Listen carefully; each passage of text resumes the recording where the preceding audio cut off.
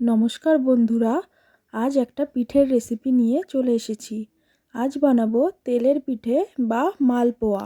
এখানে আমি আতপ চাল ভিজিয়ে রেখেছিলাম, এটা শিলে বেটে ভালোভাবে গুঁড়ো করে নেব। এটা মিক্সার মেশিনেও গুঁড়ো করা যেত, কিন্তু আমি ভাবলাম হাতে শিলনোড়াতেই গুঁড়ো করি। গুঁড়ো করা হয়ে গেছে, এটা এবার ভালো করে টুকুনি দিয়ে চেলে নেব। তারপর আগে থেকে কুড়িয়ে রাখা নারকেল একটা শুকনো কড়াইতে দিয়ে হালকা করে ভেজে নিয়ে একটু চিনির রস দিয়ে দেব। তোমরা চাইলে গুড়ও মেশাতে পারো। তারপর একটু ঘন ঘন নাড়তে হবে, না হলে তলায় পুড়ে যেতে পারে।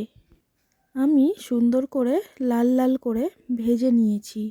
এইবার একটা পাত্রে চিনির রসের মধ্যে অল্প পরিমাণ সুজি দিয়ে দিলাম।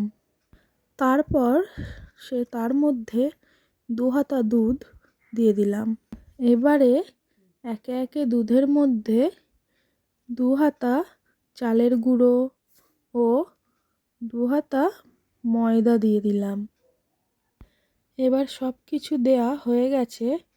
এবার ওই মিশ্রণটিকে ভালোভাবে হাতার সাহায্যে ঘেঁটে নিলাম। সামান্য লবণও দিয়ে দিলাম।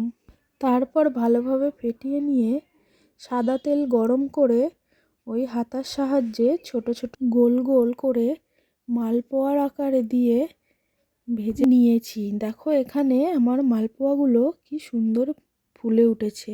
এইভাবে তোমরাও বাড়িতে বানিয়ে ফেলো।